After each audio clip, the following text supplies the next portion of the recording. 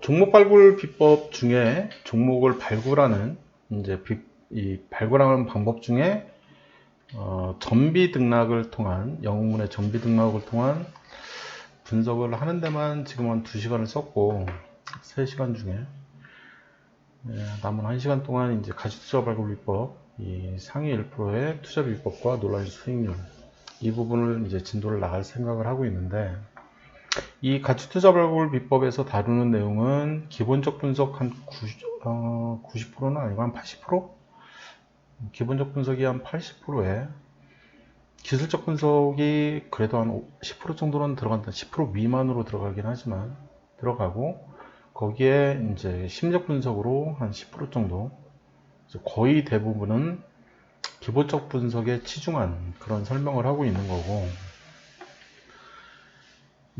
지난 시간에 배웠던 이 엑스파일은 기본적 분석이 한 10%, 굉장히 살짝 한 챕터만 다뤘었고, 기술적 분석을 좀 많은 시간을 할애해서 거의 한 5, 60% 정도는 기술적 분석을 다룬 거고, 한 나머지 한 20%에서 30% 정도를 이제 심리적 분석을 다룬 그런 서적인 거지. 내가 이 엑스파일을 좋아하는 가장 큰 이유는 이 엑스파일을 본 이후에, 이전에도 이제 여러 서적을 봤지만 초보 때지. 초보 때 이 서적을 보고 난 이후에 내 수익이 우상향을 그렸기 때문인 거야. 내 수익이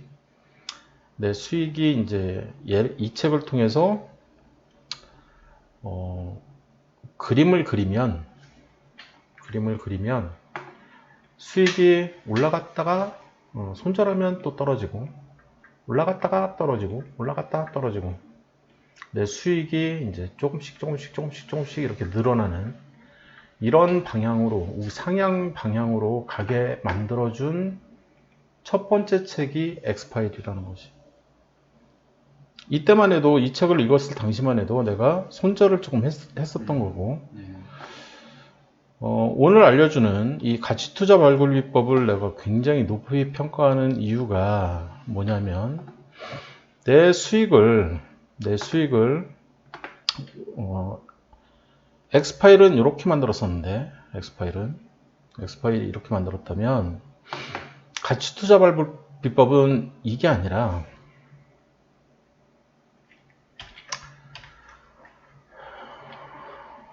계단 상승을 그린 거지. 이렇게 쭉, 조금 이렇게 쭉, 이렇게 그리면 안 될 것 같고, 이렇게 우상향하다가 이렇게 쭉, 손절이 없는 거지.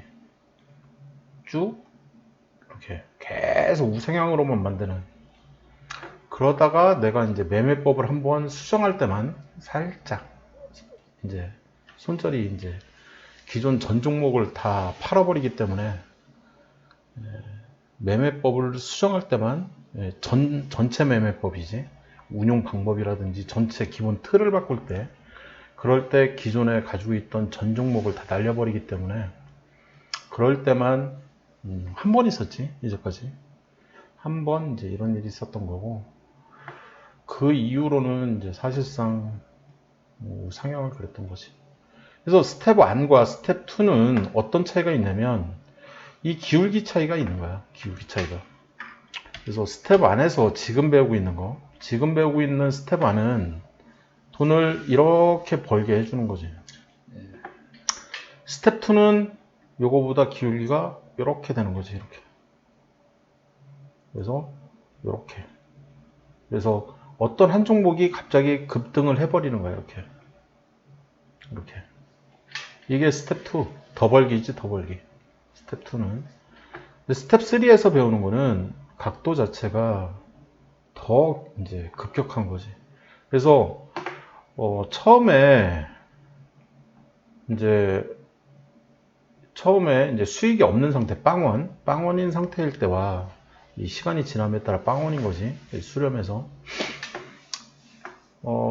스텝 1에서 배울 때는 이거보다는 좀 더 이제 기울기가 얘보다는 좀 더 이제 이렇게 우상향하는 거죠. 이렇게. 근데 많이 벌지는 못하는 거고, 운이 좋으면 이렇게 좀 계단 상식으로 뾰족하고 이제 오를 수도 있고 막 그런 상태인 거지. 내가 이 두 권을 읽을 당시에 이 두 권, 엑스파일과 가치투자 발굴 비법, 이 두 권을 다 봤을 시점에 총 서적수 한 50몇 권 되는 것 같아.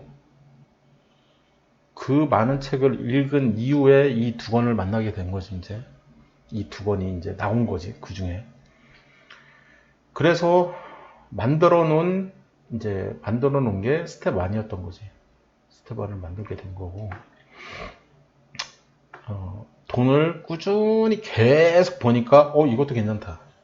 2천만 원을 했을 때 내가 1년에 1,000만 원씩 3년 연속 수익률을 갖고 간 단리 투자지. 단리 투자를 했을 때 그게 바로 이 두 권이 나한테 준 굉장히 큰 고맙지. 내 입장에서는. 그지? 그러면 내가 나한테 배우고자 하는 사람들은 이 두 권은 필독서지.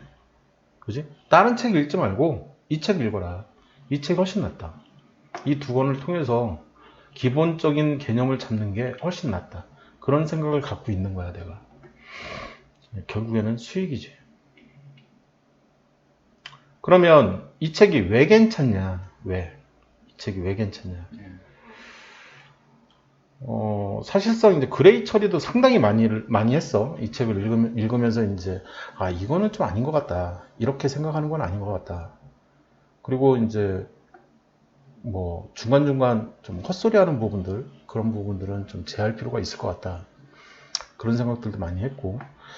근데 이 책이 진짜 괜찮다라고 느끼는 게 이 부분인 거야, 이거. 종목을 선택을 하는 방법론에 대해서, 그 다음에 어떻게 압축시킬 건지, 그거를 압축해서 선정된 그 종목들을 어떤 식으로 분석을 더 할 건지, 그거에 대한 매매 전략은 사실 엑스파일에서 갖고 오는 거지만, 이 부분, 기본적 분석이지. 이 기본적 분석 부분에 대해서 이 책만큼 설명을 친절하게 한 책은 별로 없어 보인다. 많지 않다. 엑스파일이라는 책, 엑스파일 이 양반 내가 공부 열심히 안 하는 양반처럼 느껴진다라고 내가 계속 얘기를 하지만, 그지? 이 장지정이라는 양반. 이 책도 마찬가지야. 이 모닝퍼슨이라는 이 양반도 깊이 있는 공부를 진짜 한 건지 나는 솔직히 잘 모르겠어. 이 책을 읽다 보면 오타가 너무 많아. 책을 검수를 안 한 건지 알고 있으면서도, 아니면 어디서 잘못 뺏겨갖고 온 건지 그거에 대한 확신은 없는 거지. 그래도 이 책만한 책은 시중에 없었다. 기본적 분석서 중에 이 책만큼 이해하기 쉽게 설명한 책이 없는 거지. 그래서 이 기본 틀, 굉장히 큰 기본 틀이지. 이 기본 틀을 갖고 온 거지. 갖고 와서 나는 수정을 해서 쓰고 있는 거지. 그래서 종목 선택을 해서 현황 파악 대상 종목에다 집어넣고 우량주라고 이제 이름을 짓고 있는 거지. 그래서 얘네들만 내가 죽을 때까지 하겠다. 나 같은 경우에. 그래서 그 중에서 지금은 급등주만 압축 선정을 하는 거지. 지금은. 그래서 이 저평가 매수 신호나 시그널 매수 신호 이쪽은 지금은 약간 무시하고 있고, 이 급등주들 위주로만 좀 압축 선정을 더 해서 걔네들만 매매를 하고 있는 거지. 걔네들만 분석을 한 다음에, 그리고 사고 팔고 나머지는 이제 크게 문제가 없으니까. 그래서 심층 분석 예전에는 이제 엑셀도 제공하고 사람들한테 내가 좀 그랬었는데, 지금은 뭐 굳이 그렇게까지 할 필요는, 이거 하는데 시간이 좀 많이 걸려. 그래서 저렇게 많대요. 이거는 또 수기로 막 작성해야 되는 그런 것들도 너무 많고, 지금은 이건 이제 서비스는 종료 시켜버렸고, 증권통 보는 방법은 내가 다음 시간 정도에 내가 이제 어플도 다 깔아놨지. 이것도 이제 알려주려고. 이거는 다음 시간 정도에 할 것 같고, 아니면 다음 주 일요일 날 하든지. 그 다음에 네이버도 아마 한번 시간 내서, 오늘은 영문에 이 전비 등락 가지고 했었잖아요. 그죠? 다음은, 네이버의 급등 쪽을 보고선 또는 상한가 친종목들, 이 네이버가 또 친절하게 또 거기에다가 얘기를 해주는 부분이 있기 때문에. 그리고 다트는 뭐 말할 필요도 없는 거고, 꽃 중에 꽃이지. 무조건 봐야 되는. 증권통보다 나는 개인적으로 다트가 비중이 훨씬 높아. 얘가 지금은 이해를 못할 수도 있지만, 나중에 이제 물타기를 해서 비중이 높아지면 얘를 안 볼 수가 없거든. 그래서 한번 이제 물 탔을 때 1차 물타기를 해서 빠져나오는 경우에는 굳이 뭐 다트까지 이제 들어가서 이 기업에 대한 막 깊이 있는 공부를 할 필요는 없지만, 내가 두 번째, 세 번째 물타기를 할 때는 이 기업이 도대체 왜, 그리고 봄, 여름, 가을, 겨울 어떤 영향을 받는지, 그리고 어떤 사람한테 예를 들면 뭐 윤석열 테마주라든지, 아니면 뭐 삼성전자에 납품을 했었는데 납품 못하는 거 있다라든지, 이런 좀 더 이제 원뎁스 깊이 있는, 원뎁스가 아니라 이제 훨씬 깊이 있는 것들은 다 다트를 통해서 이제 공부를 하는 거니까. 이게 이제 우리 방식인 거지. 그래서 주식 투자 베스트 비법도 이제 이 양반이 이제 쓴 책 중에 하나인 거고, 주식 작전 베스트 비법, 그 다음에 가치 투자 발굴 비법 해서 총 3권의 책이 나와 있는데, 그 중에 내가 교재로 삼고 있는 거는 3권 다 봤어. 나 같은 경우에는 가치 투자 발굴 비법. 얘가 필독서인 거지. 얘가 진짜 괜찮은 책이라는 거야. 이제 시작을, 내가 회사를 버리지 않으면 회사가 나를 버린다라고 했는데, 뭐 민주당이 집권을 하면, 그지? 민주당이 집권을 하면 회사가 나를 버릴 일이 없지. 못 버리지. 그지? 그러니까 우리 같은 직장인들은 당연히 민주당을 찍어야 되겠지. 참 안타까운 현실이긴 하지만, 평생 직장의 붕괴와 자영업 몰락의 시대, 뭐 불안하다. 불안하겠지. 주식을 못하면 불안할 것 같아. 내가 생각할 때. 60 넘어서 나한테 수익을 줄 수 있는 수익형 부동산이 없거나, 아니면 수입이 없으면 불안해지는 거지. 그지? 내가 벌어놓은 돈을 이제 까먹기 시작하면 점점 이제 불안해지는 거니까. 그래서 현재 이제 일이 있다고 해도 퇴직 이후의 삶을 위해서 필사의 각오로 준비를 해야 되는 거지. 난 이게 동의하는 거지. 그래서 주식 투자가 대안이다라고 했는데, 이거는 조금 그런 거고, 주식 투자가 이 매일 또는 매달 수익을 안겨줄 수는 없어. 주식 투자가. 그거는 알고 있어야 돼. 코로나 때 폭락하는 장에서 보면, 내가 좀 그런 얘기를 해주고 싶은 게, 지수를 보려고 하는 거야. 지수를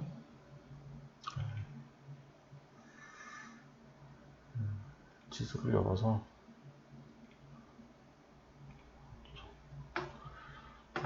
코로나 때를 보면,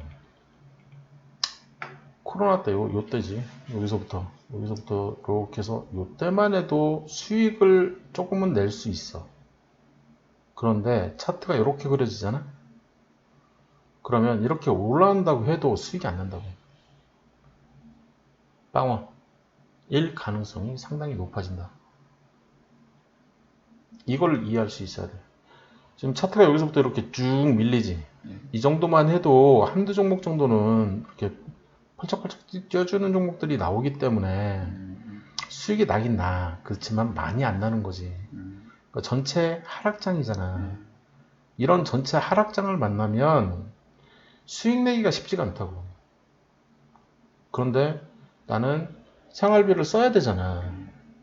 그러면 내가 어떤 종목을 팔아야 되고, 판다는 얘기는 손실 구간일 가능성이 상당히 높은 상태에서 팔게 되는 거지, 그지? 손절이 돼버리고 상당히 안타까운 현실이 이제 나오는 거지. 그래서 이제 내가 기준으로 삼는 금액은 한 10억 정도 되거든, 최소. 10억 정도는 있는 상태에서 회사 그만두고 주식에 10억을 넣고 내가 운용을 할 수 있다. 그러면 내가 부동산 한 10억 정도를 가지고 있고, 총 내 자산은 순자산 한 20억 정도 최소 있을 때, 그러면 뭐 회사 그만두고 주식으로 이렇게 해도 사는 데는 큰 지장은 없을 것 같다. 나한테 배웠다는 가정하에, 내 매매법대로 한다는 가정하에, 그러면 사는 데는 지장이 없을 것 같지만, 이럴 때는 좀 대비가 필요한 거지.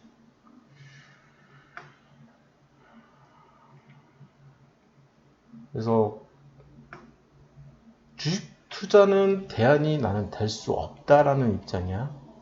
이거는 가치 투자하고도 좀 안 맞는 그런 개념이고, 그 다음에 제대로 준비를 했냐, 그렇지 못했냐. 사업이라는 표현은 안 맞는 얘기이기 때문에 그래 처리해버린 거고. 그러니까 주식을 사업으로 바라본다는 것 자체가 굉장히 오류가 크거든. 근데 내가 투자로 바라보면 그게 맞는 거고.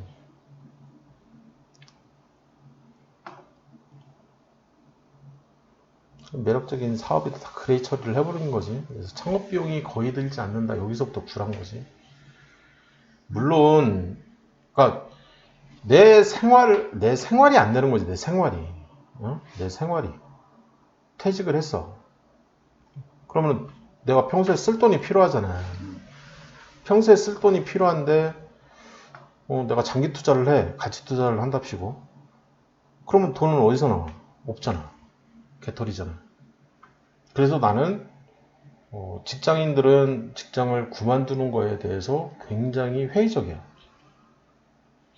평소에 쓸 돈은 그 회사에서 주니까 그 돈 가지고 쓰고 애도 키우고, 그리고 나서 내가 이제 이쪽에는 계속 불리고 있는 거지. 한쪽으로는 주식을 통해서 돈을. 그래서 내가 너한테 얘기를 할 때도 지금 네가 없어도 되는 돈, 진짜 없어도 되는 돈 얼마냐, 네가 5천만 원이라는 얘기를 했을 때도 진짜 이 돈 1원도 빼면 안 된다.